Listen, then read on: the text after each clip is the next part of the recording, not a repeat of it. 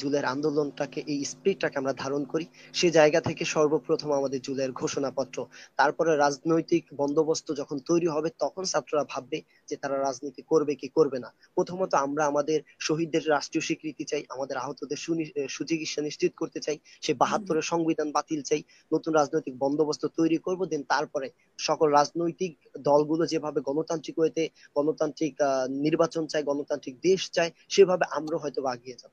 এই দেশের মানুষের জন্য কাজ করতে চান, এই দেশের মানুষকে নিয়ে, বাংলাদেশের মানুষকে নিয়ে সুন্দরভাবে বসবাস করতে চান, মানুষের আর যে রক্তের বিনিময়ে নতুন একটা দেশ পেয়েছেন, সেই দেশে আবার নতুন করে রক্ত দিতে হবে, এইরকম কোন সময় না আসুক সেটা চান, তাহলে আমি মনে করি নির্বাচন এখনই নয়, সংস্কার দরকার, সুন্দর একটা সময় দরকার, তারই পরে সুন্দর নির্বাচনের মাধ্যমে সুন্দর একটি সরকার গঠন হবে এবং তার ধারাবাহিকতায় পরবর্তীতে নির্বাচনগুলো হবে এবং দেশের মানুষ শান্তিতে বসবাস করবে। আচ্ছা, আপনি যদি বলেন যে চাঁদাবাজের কথা, এই এখানে অনেক মানুষই আজকে লাইভটা দেখতেছে, যদি আপনি কমেন্টেও একটু তাকিয়ে দেখেন, যদি বলেন যে চাঁদাবাজি দেশে কারা করে, এদেশের জনগণ জানে। আর আপনি যেটা বলছেন যে আমরা যারা ছাত্র প্রতিনিধি রয়েছে বা সমন্বয়ক যারা রয়েছে, চাঁদাবাজের কথা বা হচ্ছে গিয়ে টাকার কথা আসে, টাকার উৎস কোথায়, আপনারা যত ধরনের গোয়েন্দা সংস্থা আছে যা দিয়ে পারেন তদন্ত করে আমাদের একজন উপদেষ্টা বা আমাদের যারা সমন্বয়ক আমরা আছি, আমাদের বিরুদ্ধে একটা অভিযোগ এনে দেখান। মুখে মুখে অনেক কথাই বলা যায়, ঠিক আছে, অনেক কথাই মানুষ বলে, কিন্তু সেটা বাস্তবে রূপ দান করে না, কিন্তু জনগণের চোখে দেখা যায় যে কারা চাঁদাবাজ, কারা বিভিন্ন জায়গায় গিয়ে চাঁদাবাজি করে। বলা হয়ে থাকে যে টেম্পু স্ট্যান্ড দখলদারিত্ব কারা দেখায়, সেটা জনগণ খুব ভালো করে জানে। এখন যদি আপনি বলেন যে সমন্বয়করা গাড়ি দিয়ে চলাফেরা করে কিভাবে, এই ছাত্র নেতারা এত টাকার উৎস কোথায় পায়, বা আপনি নিজেদের ধরেন মধ্যে হাতাহাতিও ব্যক্তিগত ভাবে, হাতাহাতিও তো আমরা আমি ঘটনাকে আসতেছি, এই 5 আমি সে মাসে অনেক বিষয়ে দেখেছি। সেখানে আসতেছি।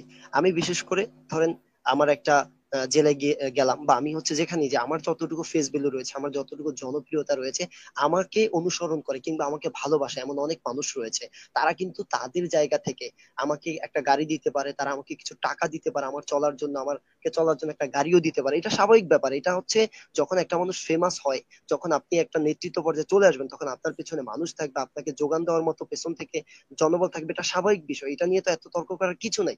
আর আপনি যে বলেন হাতাহাতি, কার মধ্যে, কোন দলের মধ্যে, কাদের মধ্যে হাতাহাতি না হয়, স্বাভাবিক বিষয়। আপনি রাজনৈতিক বিভিন্ন বর্তমান রাজনৈতিক অনেক দল যাদের মধ্যে হচ্ছে গিয়ে মারামারি হয়, বিভিন্ন ইস্যু নিয়ে মারামারি হচ্ছে, সেই জায়গা থেকে তো ছাত্রদের মধ্যে এরকম কিছুই নাই, আমরা কোনো ফাটল দেখি না, একত্রিত হয়ে আমরা কাজ করতেছি, দেশটাকে সুন্দরভাবে এগিয়ে নিয়ে যাচ্ছি। আমাদের নিজেদের মধ্যে যে ত্রুটি বিচ্যুতি দেখতেছেন বা মনে করেন যে আমাদের মধ্যে হাতাহাতি হচ্ছে, এটা সাময়িক সময়ের জন্য এবং খুবই সীমিত, এটাকে খুব বড় করে দেখার আমার মনে হয় না কিছু রয়েছে। আপনাদের দলের অবস্থা কি? মানে আপনারা যে দল গঠন করার কথা, এখন আপনারা ঘোষণাপত্র নিয়ে চিন্তা করছেন না দল নিয়ে চিন্তা করছেন?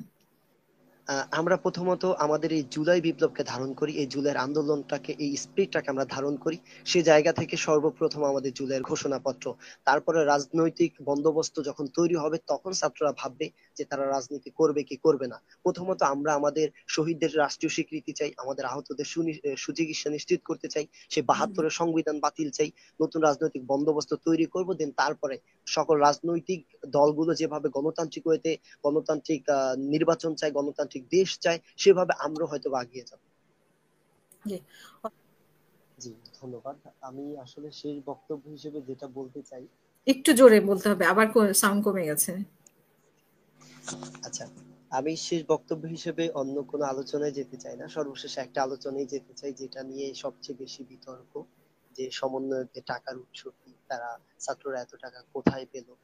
একজন হচ্ছে আমার যতটুকু মনে পড়ে আব্দুল হামিদ ভাই, তিনি কমেন্টও করেছিলেন যে রাসেল মাহমুদের ব্যাংক অ্যাকাউন্ট চেক করতে হবে এবং 4-5 মাসে কত টাকা কামিয়েছে। আমি তাকে সহ এই কোশ্চেন যারা করতেছে আমি তাদেরকে বলতে চাই, আমার 2টা ব্যাংক অ্যাকাউন্ট রয়েছে, আমার কাছে খুবই হাস্যকর মনে হচ্ছে একটা ইসলামী ব্যাংক অ্যাকাউন্ট যেখানে মনে হয় যে 0-0 ব্যালেন্স রয়েছে, সম্ভবত, খুব সম্ভবত হলো 100-র কমে হবে। আর সোনালী ব্যাংকের একটা অ্যাকাউন্ট রয়েছে যেখানে প্রায় 9,500 কি 10,000 টাকা রয়েছে। আর যদি বিকাশের কথা বলি মাত্র 60 টাকা রয়েছে। এখন তাকে কিংবা এই টাইপের যারা কোশ্চেন করে, এরকম যদি আমি ছাড়া আরো কাউকে নিয়ে সন্দেহ থাকে, আর যদি কোনো সমন্বয়ক নিয়ে প্রশ্ন ওঠে, তারা চেক করতে পারে, কোনো সমস্যা নাই।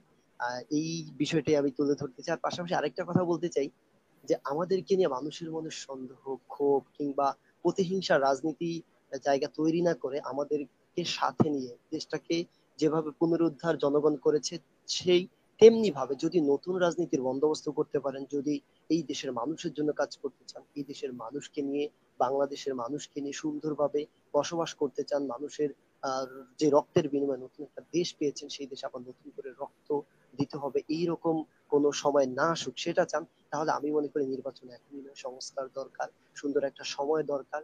তারই পরে সুন্দর নির্বাচনের মাধ্যমে সুন্দর একটি সরকার গঠন হবে এবং তার ধারাবাহিকতায় পরবর্তীতে নির্বাচনগুলো হবে এবং দেশের মানুষ শান্তিতে বসবাস করবে। ধন্যবাদ।